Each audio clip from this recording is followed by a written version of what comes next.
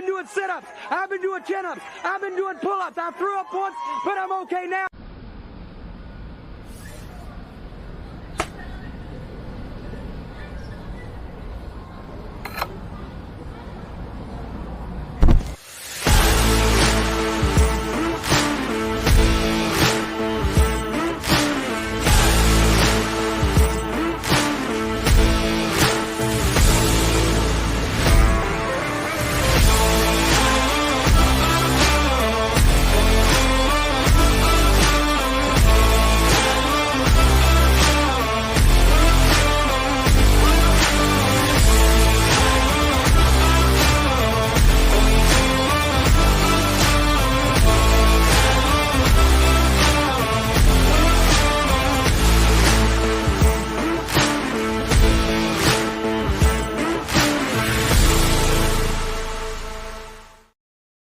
What's up, everybody? Welcome into the Ysn Power Hour. A little bit of a different look today. Two new faces on the Power Hour. DJ Yoakley, our proud owner, out doing some business today, so we're stepping in for you.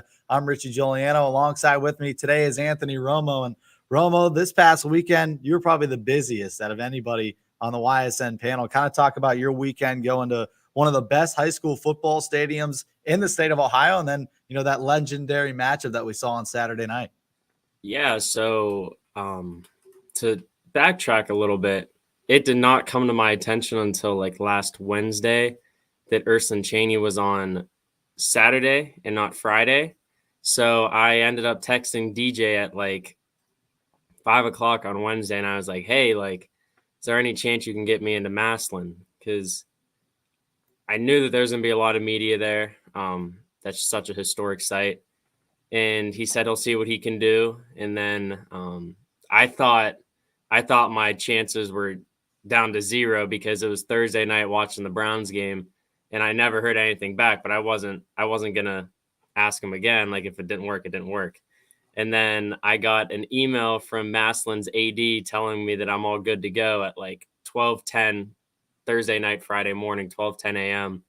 So Friday afternoon, got everything ready, hopped in the car, drove about an hour and a half down to Massillon to call the Ysn Fitch game with Ty Bartell, and we had a blast. The venue's insane. I had been there before in 2020 to call the Springfield State Championship game against Coldwater, but 2020 was COVID-riddled, so there's like 20-25% capacity.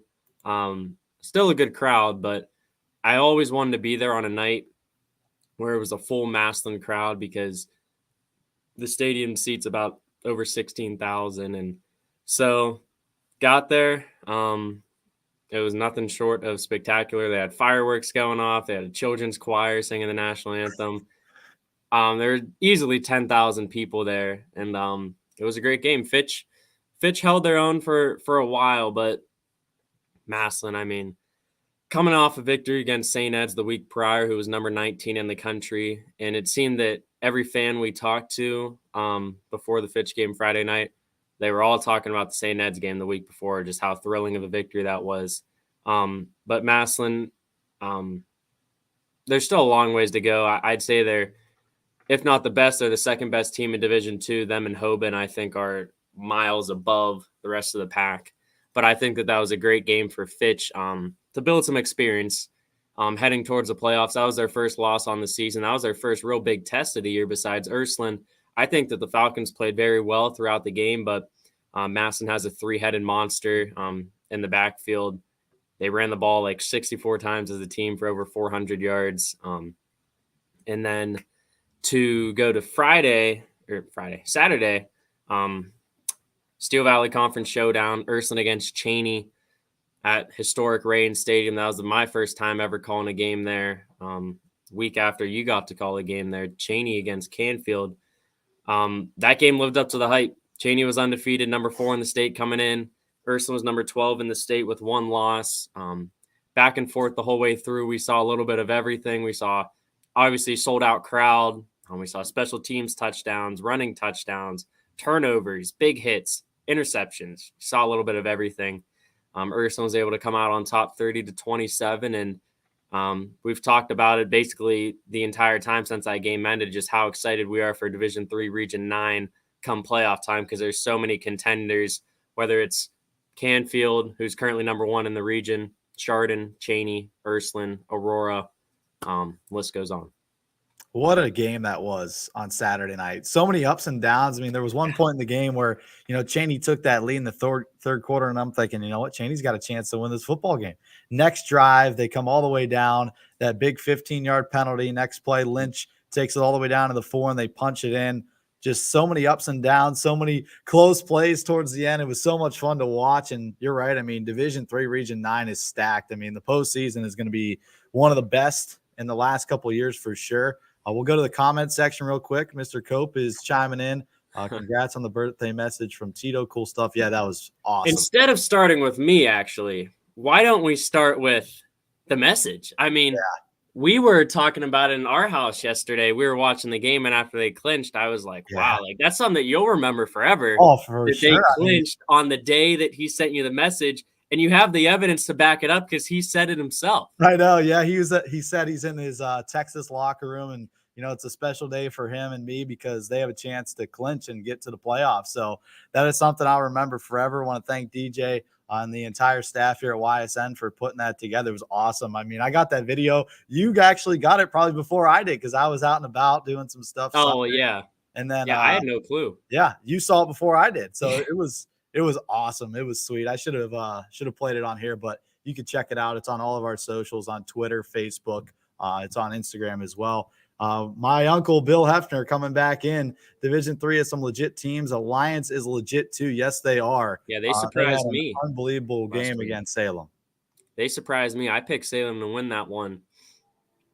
But Alliance, that's a good program though. They have a guy in Brandon Alexander who's playing at YSU right now. He's only a sophomore. He's getting a lot of playing time on the offensive end. So that program has brought through a lot of good athletes through the years. All right, let's get into the meat of our conversation today, but we'll start it off with what we do every day on this day in sports history. Let's roll it.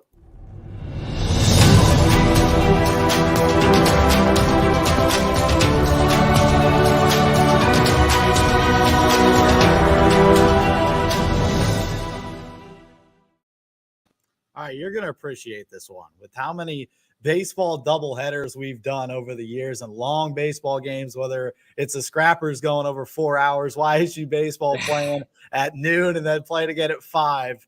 This is the shortest doubleheader ever. It happened on this day in 1926. The Yankees lose 6-1 in the first game of the doubleheader in just 72 minutes.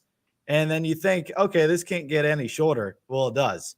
Under an hour, they lost again 6-2. By this time, the Yankees had already clinched the pennant, so they were already locked up, and they probably threw half of their minor league system out there and said, all right, whatever, it doesn't matter. But that is incredible. Shortest doubleheader recorded ever in history. 72 minutes and 55 minutes in the second game. I think that we can appreciate that and wish that we had something like that in the last couple of years. I'll tell you that with how many long games we've done. Of course, and I think back to just not this past weekend, but the one before, Indians against the Twins. They had a doubleheader on Saturday. Like the first game was at like 12 or 2, and then the second game was at 7, and then that game went to 14 innings, and the Tribe walked it off. I couldn't imagine. I was sitting there thinking that while I was watching that extra inning, just thinking how tired the play-by-play crew, Andre and Ott, all those guys have to be, because you think, I mean, we've been through some like full productions, and you got to be there 5-6 hours before. Yep. So they were probably there from 7 a.m. to 3 a.m., 2 a.m. Yeah, you're right. Brutal. I mean, those days are long, they're grueling, but we do it because we love it. And, I probably would trade that for a regular 8-hour day in the office. So definitely that had to be nice for the broadcasters in 1926. You're in, you're out. All right. We're getting ready for the postseason. Get back on the train. Talking about postseason, we got to talk about our power rankings before we do that. A lot of teams that got some big-time computer points that helped them for the postseason. We're going to put up our top 10 from week number 6, sliding in the 1 spot for the first time all season long. They were due. South Range comes in at number 1, 6-0, after a 56-12 victory over Girard. I think that was the biggest surprise this week for me, the way that they handled the Indians, especially on the road. Yeah, they surprised me. I definitely did pick Girard to win that game. That came back against me, but yeah, I think that it's only right for South Range to sit at number 1 in our power rankings right now. They simply haven't lost. They've done everything they've had to. You're looking for a big program-defining win, or season-defining win, I should say, and you get that one right there. The Raiders are clicking on all cylinders, and I'm sure that they're one of the happiest teams in the state this past summer when they saw Kirtland drop down to Division 6. That just adds a little bit more fuel to their fire in their D5, hopefully title run. Yeah, they still have some tough teams, though, when you look at it. Coldwater's still in that division. You got Garraway, who's in that region. So they got to play Garraway at some point to get to the states. But I believe on. Garfield. Is Garfield still D5? Garfield, yep. They're always tough. It's still difficult to get there, no doubt. And then Uncle Bill, I really want to know who this is, by the way. Girard had a number of turnovers in the red zone, I think 6, but that's credit to South Range's defense. Yeah, bend but don't break for sure. That'll do it. Girard that's tough. I mean, that's kind of like what South Range had against Struthers. They had 5 turnovers and still were able to win that ball. Yeah, 5 or 6. But when you play a team like South Range, man, it's tough to beat them with 1 turnover, yet alone 6. Yeah, they're so fundamentally sound, and they'll make sure that every time you make a mistake, they'll make you pay for it. I remember going back to last year's Week 10 matchup, Hubbard against South Range. Both teams were 9-0, so much hype going into it. It just seemed like every single time Hubbard committed a single penalty, that gave South Range all the momentum they needed, and they would just march right down the field and score. Coach Yeagley, one of the best coaches in the area for years now, and he just finds a way. We move on to number 2, Austintown Fitch. I think this is appropriate. They get bumped down just 1 spot from 1 to 2. I think Fitch had one of the best losses of the season, you could say, against Massillon, Washington. You talked about it. They beat St. Ed's, one of the best teams, in the state of Ohio last week, did Washington. And, for Fitch, they were within 8 points at the half. I mean, they were a touchdown and a 2-point conversion away from tying that game in the third quarter. But, Massillon kind of warmed down with their running back attack, like you said. So for Fitch, really not a bad loss. They're going to play Strongsville next week, which is a beatable opponent. And when you look at their region, they're still number 4, even after a loss. Yeah, that's another very exciting region. We talked about Hoban earlier. You have Fitch, you have Nordonia. I believe Walsh Jesuit might be in that region as well. Fitch, they're going to have their work cut out for them come week 11. But definitely, like you said, that's probably the most respectable loss that any of our teams can have this season. That's probably the most respectable opponent that any of our teams will have. You look up and down the list. I know Ysn plays a tough schedule. They have St. V's coming up. Canfield just got a big win against Dover. But, I mean, Massillon is not only one of the best teams in the state, but I'd say one of the best teams in the Midwest. You look at their roster, they're led by only a sophomore quarterback in Jalen Slaughter. But you don't really have to throw the ball too many times when Will Charles Hartson's getting 6-7 yards a carry like he's averaging on the year. Ursuline, the big one, sliding up. The Irish, huge victory from 10 all the way down to 3. I love it.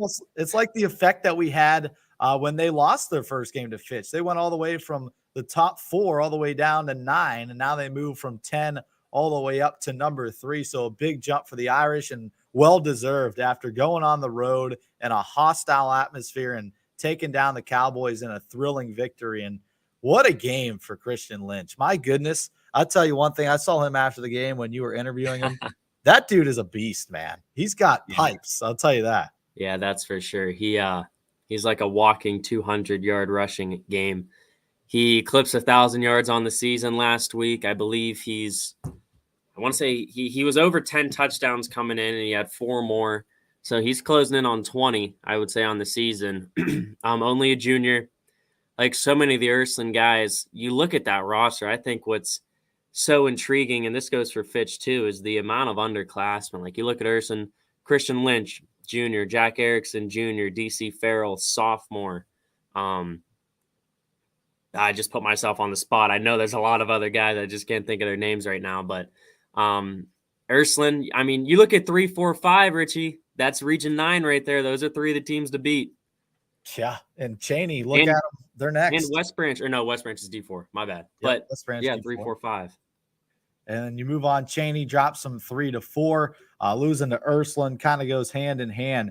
they're going to play a tough Painesville-Harvey team coming up this week on the road. We'll see how, Coach Antrim's squad is able to bounce back. And they're a tough team this year because for them to play Campfield in such a physical football game and then bounce back and go toe-to-toe with Ursuline, whose offensive line is one of the biggest in this area. So those guys have to be beat up after these 2 weeks of play.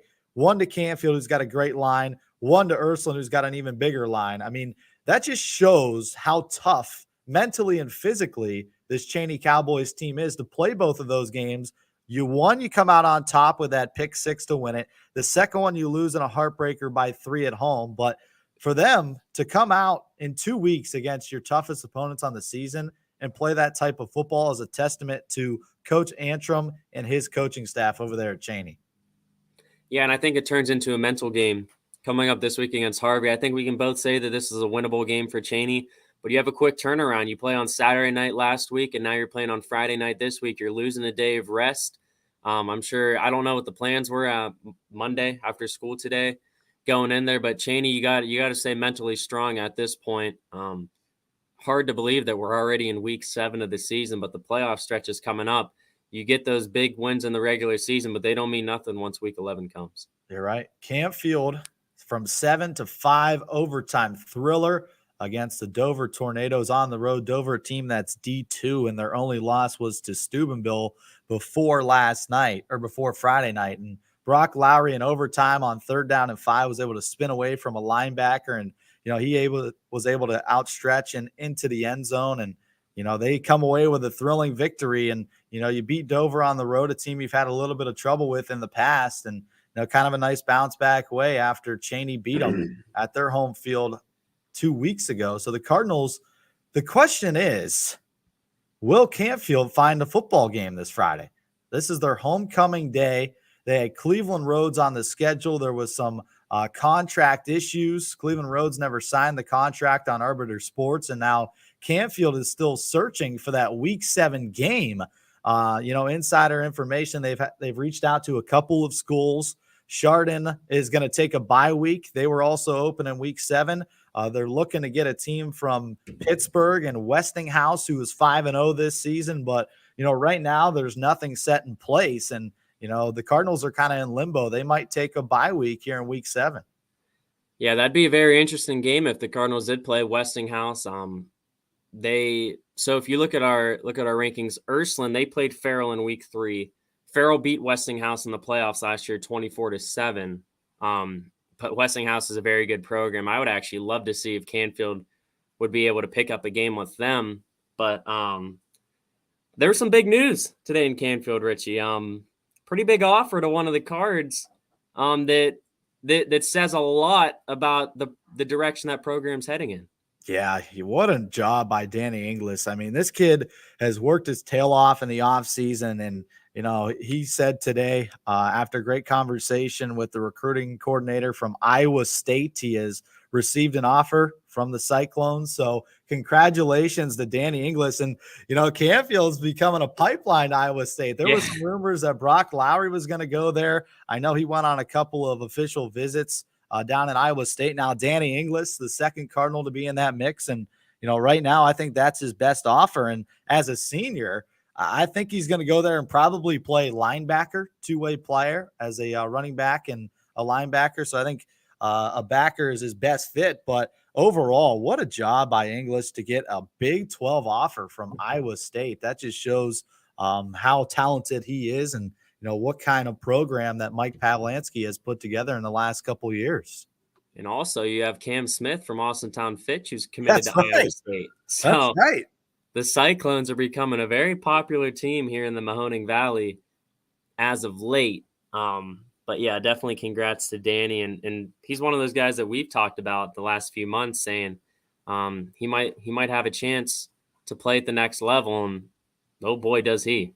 Well, talking about somebody that has a chance to play at the next level and might be getting an offer soon, Vinny Ballone and his Lowville Rockets right now are number 6 in the power rankings. D7 after a 50-26 win over Waterloo. They will play Sebring, and the question is, will he get the record of 10 touchdowns in one game against Sebring? Yeah, we saw that Louisville is not scared to play below in the distance, even when they're in the lead. But I mean, this is an opportunity that a lot of great Valley players have had through the years, and you got to give credit to Louisville that they're giving Vinny these opportunities. He's probably at about 75 touchdowns already through 6 weeks this season, and they're definitely one of those teams that you look at their schedule and you respect them a lot. They haven't played the toughest schedule up to this point, but that's definitely a team that sometimes you might not play the toughest schedule, but winning is a morale boost and it's a success boost. So Louisville is another one of those teams I'm very interested to see come playoff time when some more schools are maybe more battle tested than they are, but they may have not seen the success that Louisville has seen this year with Vinny Balone at the helm. Siggy chiming in, does the divisor being lower benefit them more than playing a game at this point? That's a good question. I think you see Chardon, who's doing that as well. Canfield and Chardon right now are within a point, 14.42 and then 14.41. Their divisor is 96 on the dot. A lot of the other teams have divisors of 199. So you're right. If Canfield does take the bye week, it's not going to hurt them at all when you look at their playoff rankings and standings in Division III, Region number 9. So, yeah, I don't think it hurts them not to play. But at the same time, you know Mike Pavlansky, he wants to go out there. He wants to find a game. He wants to keep his guys sharpened and tuned for week number 8 when they will travel and play East. Although they could use a week off after playing Cheney and Dover. 2 tough games and went down to the wire. And I think that it is still a little bit confusing with there being 16 teams per region now. Not everyone really knows the mindset of a lot of our coaches here in the area, because before it got moved to 16, you would never even hear of a team taking a bye like Chardon does just to get an extra week of rest with there being 8 teams in the playoffs. So like we said, it doesn't hurt Canfield at all, but also it all comes down to really preference between the schools of wanting to get more playing time and experience for their guys or not. Yeah, you're exactly right. When it was down to 8 teams making the playoffs, you better not take a bye or else you might be in limbo to not make the playoffs. So now with the majority of these schools getting in, you could win 5-6 games and you're probably in the playoffs. I see why Chardon has the opportunity to take a bye week, because their guys have played a lot of football in the last 2 years, especially making some state runs. Edison still hasn't cracked the top 10. Not surprised. They don't play a very difficult schedule, mostly D7 teams on it. Yeah, I think that's the reason why Edison's not in our top 10, although we will talk about that a little bit later. And then Amo is coming back in. Chardon plays 2 D2 schools and a D3, where Canfield plays D4, D3, and D2. So you say Chardon has the edge in points. Yes, that's one thing I was talking to Quinn about earlier. If Canfield can't find a game, Chardon most likely will be able to bump Canfield at the end of the season if they go perfect, because they will have the strength of schedule playing those 2 Division II schools and a D3. So definitely Chardon has a big opportunity to take the number 1 seed in this region if they could come out on top in their last 3 games of the season. But, it'll be close because they're playing a difficult schedule.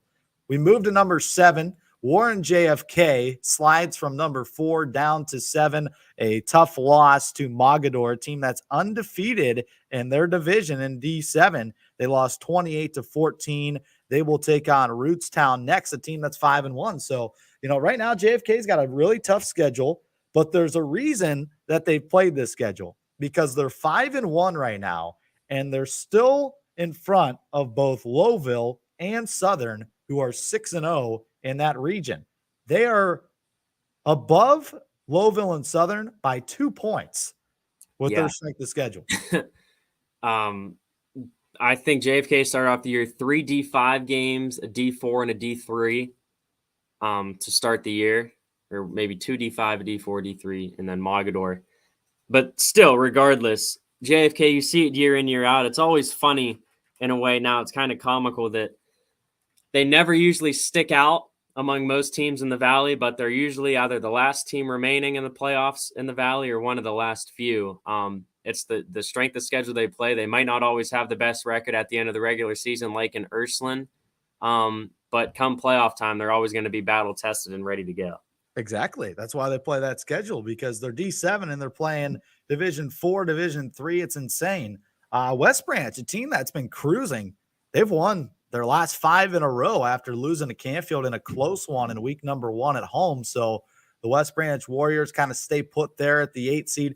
It's tough to move them up right now because they haven't played a great schedule after their loss to Canfield, but they will. They will play Alliance a little bit later. So that could be a game that moves them up a little bit in our power rankings. Valley Christian is number 9. They stay at that spot. They are 6-0 after beating Latonia 46-0. They will play Columbiana, another team that is 0-6. And then they will play Southern, which is one of the biggest matchups around the Valley in week number 8. And that's 2 weeks from now. Valley, the problem is they're number 9. And, I saw a comment earlier on social media, and I'll pull it up real quick. It comes from Timothy Martin Jr. Valley Christian's so low, they're undefeated and blowing out teams. But, the problem is, Timothy, that their strength of schedule, their opposition combines for a record of 11-25. So they've got some work to do. They did beat United, which was a big win, but they still have to prove that they're one of the best teams, and they will have that opportunity when they play Southern Local, who right now is 6-0 in week number 8. Yeah, that matchup between Valley and Southern, who are 9-10 in our power rankings right now, that's going to be huge for computer points in the region. That could decide for either of those teams whether they're going to get 2 home playoff games or just 1, because I think both of them could be pretty close to locking up a playoff game at this rate, because the rest of their schedules besides them playing each other is pretty favorable for both sides. But Valley, they kind of go under the radar a little bit, but we both know how dangerous they are, and that's another team that you and I have talked about a lot that we're excited to see if they can put together a little bit of a run with head coach Andy Hake, who has shown in the past that his teams can win in the playoffs. He took Western Reserve to the state semifinals, I believe like 2012 or 2013. So he has shown that he can win in the postseason. We move on to Southern Local. Southern is 6-0, same situation. They pounded Wellsville 64-6 at home. I was able to see them up close and in person. They run a wing T style offense. They've got so many weapons. Wyatt Morris is a man amongst boys playing in Division 7. He's definitely one of the best running backs in our area. He was our Baird Brothers big dog of the Valley in week number 3, and he continues to show why he is, because he put up close to 150 yards against the Wellsville Tigers on Friday night.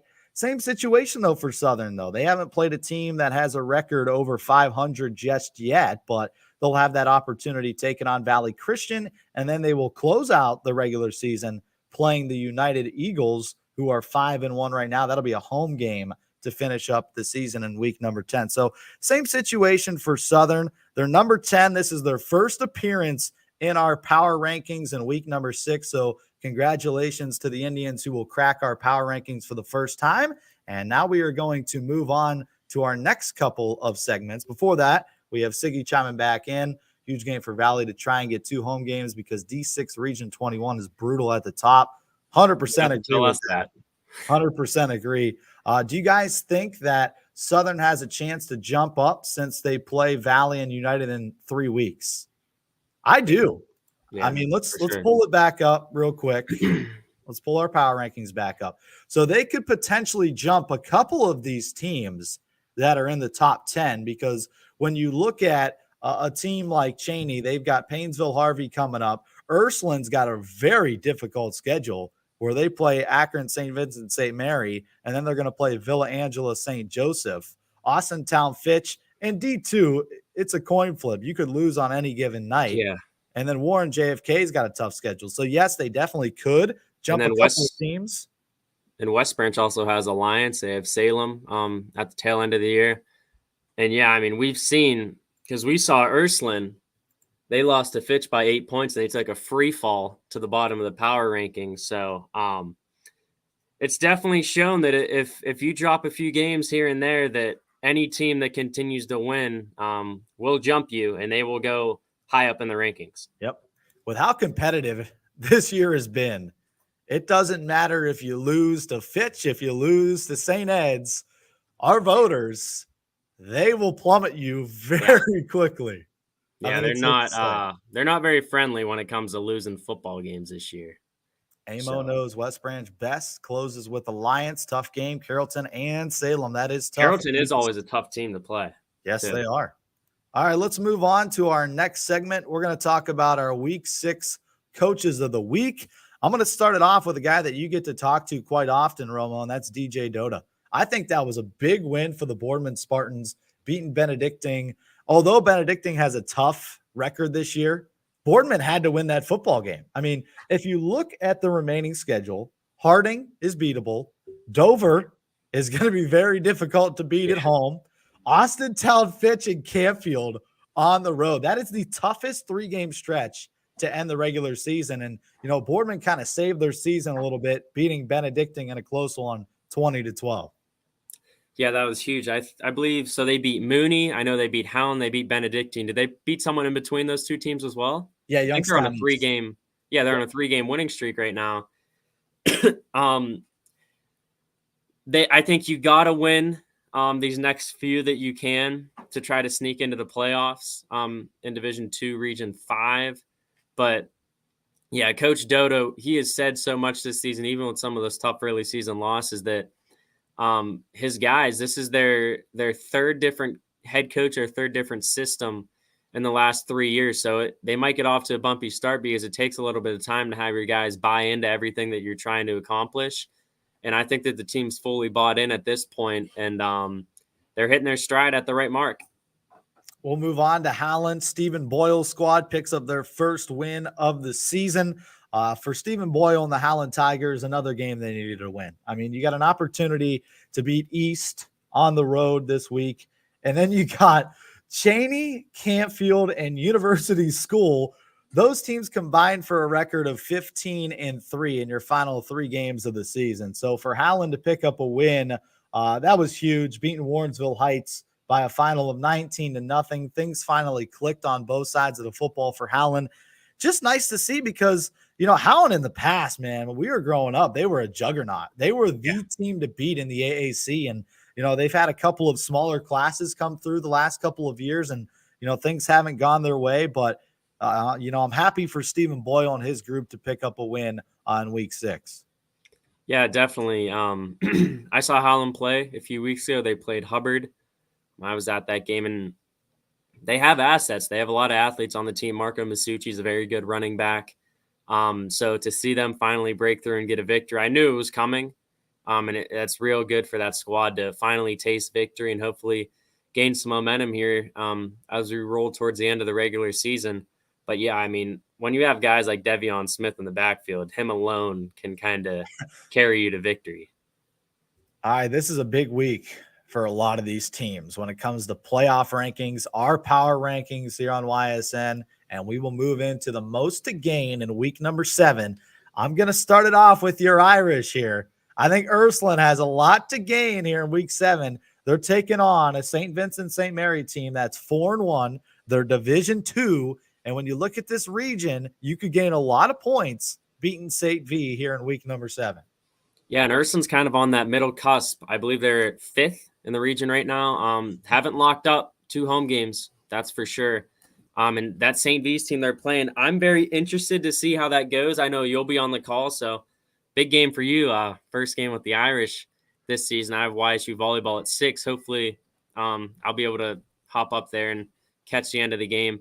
But that's a St. V's team that I'm very interested to see because not only are they 4-1, they beat Ursuline 49-14 last year at their place.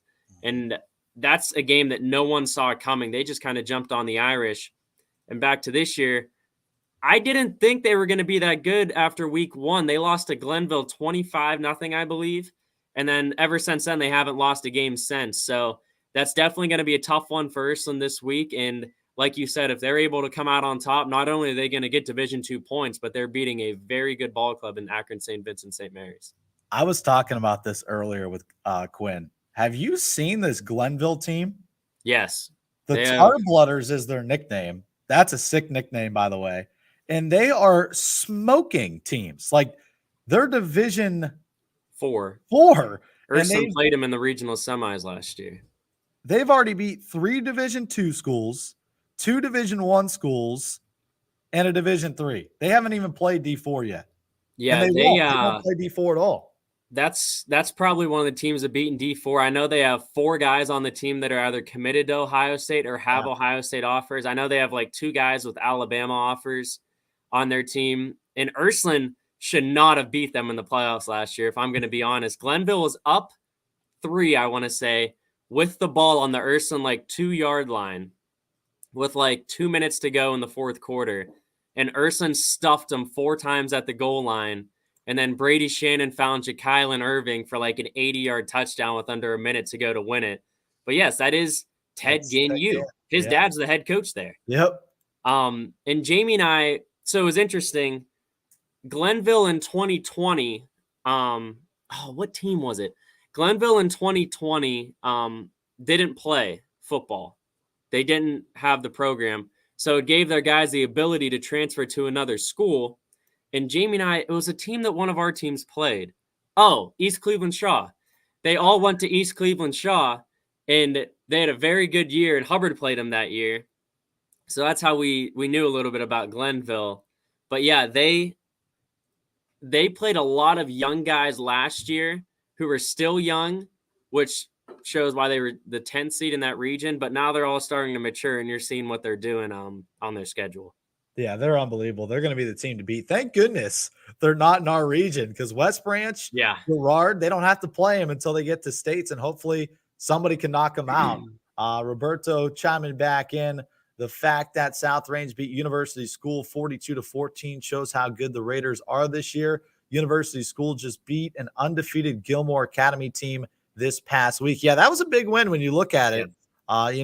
University School wasn't the best last year when they beat them, and I think we all thought the same this year. Like, yes, that's a really good Division III win for South Range, but now that they're 5-1 and just beat an undefeated Gilmore Academy team, that's actually going to be one of South Range's biggest wins of the season when you look at it.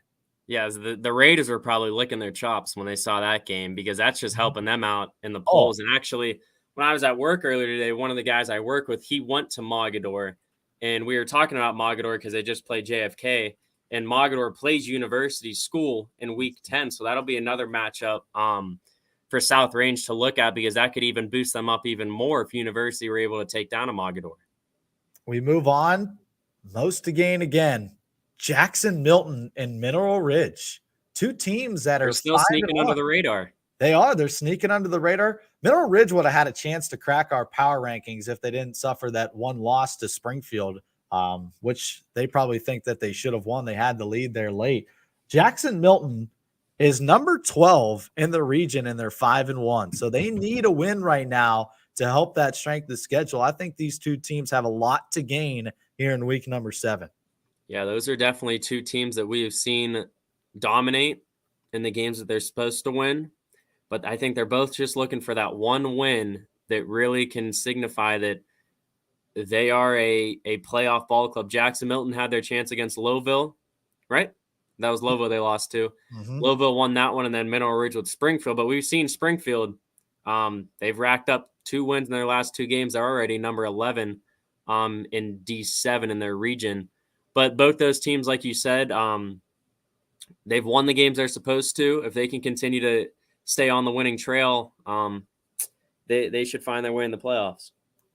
Teams that are on the bubble. We'll go back to our power rankings right now. When you look at it, you got a lot of 6-0s, but sprinkled in is a lot of 5-1. So there is a gap if there's a loss for some teams to jump into our power rankings. I think one that stands out is Brookfield. Brookfield, after that week 1 loss to Ursuline, 52-14, you were able to see them play at Stambaugh Stadium. You know, they're playing up 3 divisions, playing a Division III opponent in Ursuline, and we see how good Ursuline is. After that game, they have really locked in, and they have dominated everybody that they have played so far, and they've got a pretty favorable schedule to go at least 8-2 or 9-1 this season. Yeah, they have just been mowing down opponents ever since that loss to Ursuline, which I had expected. I had said that when Steve and I were calling that game. Donovan Pulowski is a very good quarterback. Isaiah Jones, one of the best receivers in the area, is standing at like 6'4", 6'5". I know he has some Division I offers at the wide receiver position. And that's a Brookfield team that their playoff hopes were crushed last year, I believe, against LeBray. I feel like they lost to LeBray in the playoffs, maybe. I know they did 2 years ago, but that's a team that a lot of guys they're a senior-led team. You have a guy on the line who's committed to Navy and Connor Heater. So the Warriors are definitely a team that, like you said, if some teams start to fall, they can sneak their way easily back into the power rankings. My last team on the bubble has to be Jefferson. Jefferson had that loss to Girard, and Girard is also on the bubble.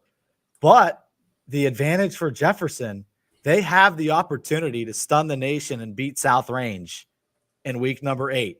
So they do have the Raiders back on the schedule, and they will play them at home. What was a little bit concerning to me is I heard Hitchcock is no longer their quarterback. I did He's hear their that wide last week receiver as well. So, I think that deterred a lot of people from picking them the last couple of weeks because of that change in the offensive scheme. But, they're still talented. They had that one setback to Girard that nobody really saw coming, 21-6. That's the least amount of points that they scored all year. But for Jefferson, the Falcons still have a chance to surprise the nation and beat the Raiders in week number 8. They got to play perfect almost in that ball game, but they still do have a chance. Yeah, what a way that would be for Jefferson to march out of the NE8. They're leaving the conference after this year to give South Range their 3rd loss ever in the conference. I thought they only had one, South Range, but I was just messing around looking at Joe Itel yesterday. In the first year of the conference, they lost to Niles, which we talked about by 1. They also lost to Poland 27-7. I don't know how I missed that. To DJ. I told GJ that one time because I'm like, this rivalry's been tough. This was when South Range played Poland. I'm like, Poland beat them 2 years ago because they flipped. Poland beat them, and then South Range beat Poland. Yeah, because then that's the Poland team that went to the state semis and should have went to the state championship if they didn't have a collapse at the end of that game to Licking Valley. But anyways, not to get off topic. Jefferson, that's another team that Jamie and I have known for a few years was going to be tough. Grant Hitchcock has been their starting quarterback for the varsity squad, I think, since his freshman year, because that's a name that I've heard for a long time. But I think Jefferson's like number 2 in Region 13 right now or something like that. Mm-hmm. So they I would just got to say, if they can hold on and if they take down South Range, I just have to say, wow, because that's a team last year that stumbled into the playoffs, was able to get a victory, but they only won one playoff game. So that's a team that has really impressed this year. Jeff Howard chiming in. Hey, guys, love the show. Appreciate that. Who do you guys think has the best chance from our area to make it to state based on their respective regions? We talk about this about once a day. Yeah, we always talk about that. I'm going to say I'm going to stay away from Division III, Region number 9, because that's a gauntlet. You never know who's going to get out of there. It could be anybody from Chardon, Campfield, Cheney, or Ursuline. Although I think Chardon still has the upper hand in that region. It's going to be. Yeah, we'll give it to him for now. I think, honestly, JFK has a great chance to make it to state. I mean, their strength of schedule is just above and beyond everybody. I think once they get to the postseason, and they're either going to play Lowville or Southern at some point to get to the state semifinal. So I think JFK's got a really good shot, really, when you look at it. And you talked about it. Historically, they always find a way to get in. And also another team that I would love to see JFK play in the playoffs. I feel like they'd get the upper hand on them this year, but a team that I know is going to have a lot of steam heading into the playoffs is Springfield, because they have a very favorable schedule heading into the postseason. But yeah, I mean, as Siggy said, JFK, as long as Caleb Hadley's their quarterback, they're going to be a force in D7. To go to a different route than you did, though, I'd say South Range. Mm-hmm. I think that South Range, like we said, it's still a very tough Division 5 region. But as we've seen, the last 3 years, South Range has made it to the regional final against Kirtland. 2020, they gave them probably the best shot that anyone had given Kirtland before they lost in the state title game last year during their losing streak. South Range had them on the ropes. I believe they were down 1 possession with the ball. Mhm. That game was at Menor. I remember I had a game that night too. Well, that was the night Springfield played Norwayne, and they had That's the right. trick play at the end because Jamie and I were paying attention to that during our call. But with Kirtland moving out of there, South Range has shown that they have owned that region, besides Kirtland, of course. And now that they're out of there, I think that the Raiders have a great shot of finally making it past that state semifinal game that they were in just a few years ago. I believe 2014 or 2015. And when you look at their region, Perry and Garaway are the 2 teams really to beat. When you look at that region, Garaway's still undefeated. They're 6-0. That's a team that South Range barely got by last season. So they're going to be coming back. They return everybody from a year ago. So if they could key in on Garaway, I think they do have a chance to go. There you go. Right on cue. Don't sleep on Garaway. Everyone. I mean, we just said that. How about that? He was probably trying to type really quick when he heard you starting to get to it. Yeah. Great minds think alike. And, Siggy right now, who's atop everybody in the YSN picks. I mean, another great week for him. I'm going to pull it up real quick. Siggy this week went 30-2 again. I want like 22-10 or something. This is the worst week I've had. 25-7. That's the worst week I've had like ever. I feel like Amo's competing too. He was 30-2 as well. So we got some guys that are competing in our picks, but Siggy for sure. He watches the show every day. Big part of what we do at YSN. He knows everybody in the region, everybody in the valley. He's like an expert for high school football. Perry is tough. They almost beat West Branch last year. It's a good call by Jeff. That was a really good game. Perry. It was. And Perry dropped down to D5. Yes. So, I mean, that's a team that we talk about South Range. Well, obviously, that's where Jeff Howard's going with it.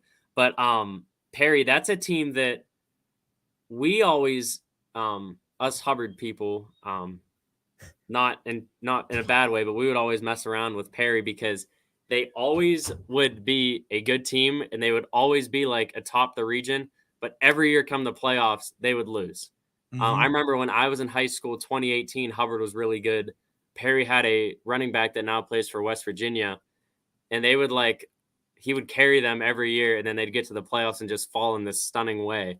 But that's a team that did almost beat West Branch last year and would have played Ursuline in the regional final. I just realized we haven't taken a single break this entire show. So we've just been talking. We've been talking about football. We know a lot of you have been chiming in. We appreciate it. We're going to have to take a break, pay some bills. We'll be back, and we'll wrap up the final 10 minutes of our Power Hour coming up next. 21 News delivers the news as it happens, using the latest technology from where it happens. Live here outside the Mahoney County. On air, online, Wednesday afternoon weather update. Very dangerous. and on the 21 News social media platforms. From on the road right now. 21 News, the Valley's only locally owned source for trusted news since 1953.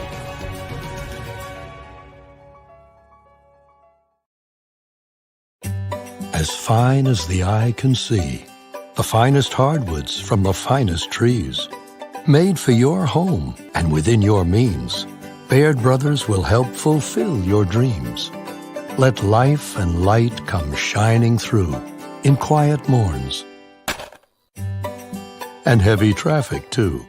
Find your easy-to-afford fine hardwood floors and doors and more at BairdBrothers.com. Every customer has a story, and at Greenwood Chevrolet, we are committed to making sure it ends with you in the right vehicle. I get to be part of somebody's adventure, whether it's buying a car for the first time, helping them get approved, or finding the perfect car for their budget. I'm proud that people trust me with their finances. They trust me to take care of them, and they trust me with their story. I'm Tracy, and I'm ready to go the extra mile for you, only at Greenwood Chevrolet.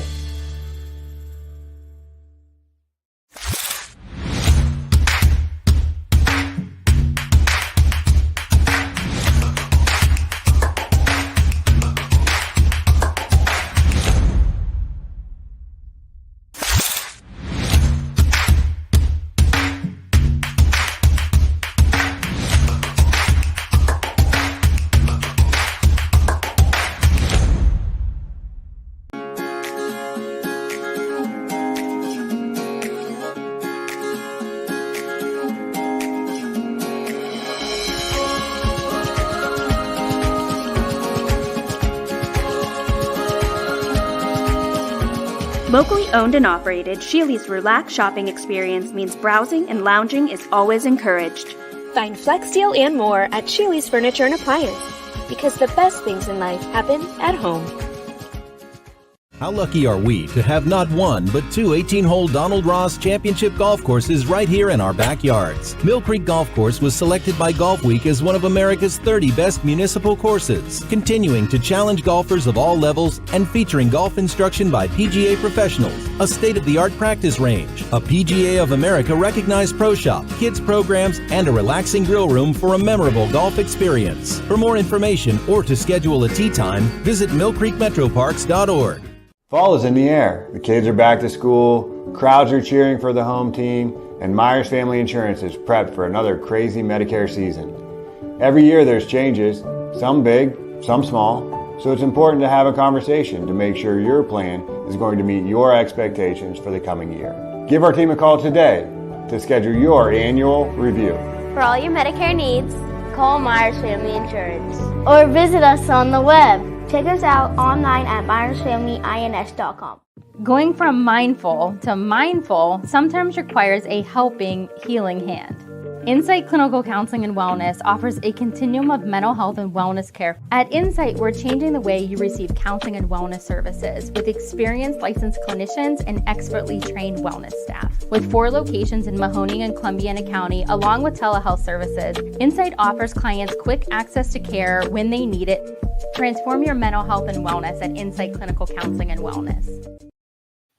Welcome back to the Ysn Power Hour. Richie Giuliano and Anthony Romo with you here today. DJ Oakley doing some work out of the office, so he left it up to us to put together a show, and it's been a great one so far. We've had a lot of people chiming in. I hope everybody has enjoyed our insight, a little bit of a different look than what you get on a daily basis. And Siggy chiming in during our break saying, do you guys think being independent has its advantages to being in a conference now that the playoffs are 16 teams?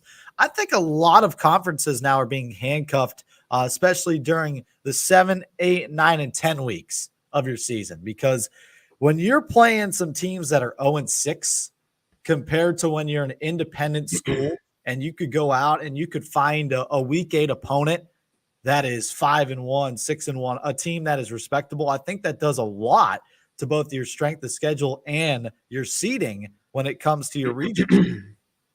Yeah, I think that it has its advantages and disadvantages. Advantages, like you just said, you have that ability to not only find opponents that are good towards the end of the schedule, but not only that, you can just right away before the season starts, find teams that are divisions above you that would want to play you, and you can put them on the schedule. So in some ways, it doesn't matter the schedule necessarily, but you're still going to get points because you're playing a higher school, a higher division school.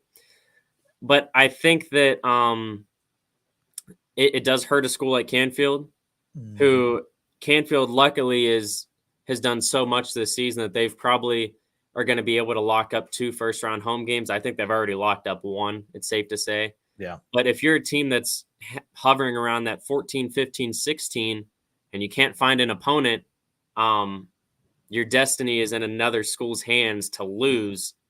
And that could be very scary come towards the end of the year. I think an athletic director will say, I would rather be in a conference than be an independent school for sure, because it's got to be an absolute hassle. I mean, I talked to Mike Cochran, who's the Canfield athletic director, on a weekly basis, and he just tells me the struggles that he goes through every single year in football, because other sports, Canfield's in a conference, but for football, they're independent for the last 2 years. And it is so difficult, especially weeks 7 through 10, to find games because everybody else is playing their conference schedule. So to find a week 7, a week 8 game, you almost have to either travel somewhere and play them because that's your only option, or pray to God that somebody wants to travel to you and they have that open week to do so. Like, I just think it's so difficult being independent because you have to find games towards the end of the season when everybody else is playing their rivalry games. Like, you know, Salem's going to play West Branch. Salem, they're going to play another good team like Carrollton. West Branch is going to play Alliance. So it's tough. Like back in the days when Canfield would play Poland every year, week 10, if you were an independent school and you went to Canfield or Poland saying, hey, can we schedule this week? You are out of your mind if you were going to schedule them week 9 or 10. Like Hubbard used to play Canfield week 10 a few years. Yeah. Back then too. And that's why it's tough, because if you're independent, it's just so difficult to find teams, especially when you're really good. Like when you got a team like Chardon, you've got teams saying there is no way we are going to play you because we're going to lose by 55. So, like you said, it's a double-edged sword. It could be great because you could go out and find great opponents to play, but it could be bad because you might not be able to find anybody to play. And I do also think that, like, to take South Range for advantage, for an example, I didn't mean to say advantage, for an example, they have a huge advantage being a D5 school, and basically every other school in their conference besides one is a division above them. Yes. So they're in like a perfect spot where you're a good team, and we've seen how they've rolled through the conference, that no matter what each year, they're still going to be getting good points every week because they're going to be getting points for beating a team a division above them. So that's a case where you would love to be in a conference and not be an independent and have to fish for schools. Yeah, and that's why everybody asks, is Canfield going to join the NE8? No. Like, why would they join the NE? Like, everybody else is D4 and D5. Like, for South Range, to your point, perfect. You're playing everybody below you, D4. I mean, that's a perfect division that you're in a conference. But, for everybody, same with Hubbard. I mean, Hubbard's in a great spot too. But, for other schools that are D3, there's just no point. Yeah, and Canfield is really in such a tough spot because basically all the schools in the Valley are shrinking. So enrollment wise, so the NE8 come a few years could have a good amount of schools that are D5, but I feel like Canfield's one of the only schools that are sustaining their enrollment through the years. Just think that would be interesting. Yeah. If South Range, they'd be getting even more points probably because those schools are bigger than a lot in the NE8. Yeah, you're playing Alliance. You're playing West Branch, which would be great. Yeah, that would be a stacked conference in football for sure. But you also have to think of it every other sport, right? When you sign those contracts, you also want to consider your volleyball, your basketball, your soccer programs. I mean, even your track and field, even though that sounds, a little bit absurd, but you got to think of that because football, great. You play hopefully more than 10 weeks, but there's also more sports that go into that. So, athletic directors definitely have a lot to consider when they're thinking about joining a new conference. And, we're getting close to that 4:00 hour, and it's time for our Joe Dickey Electric What's Your Spark segment.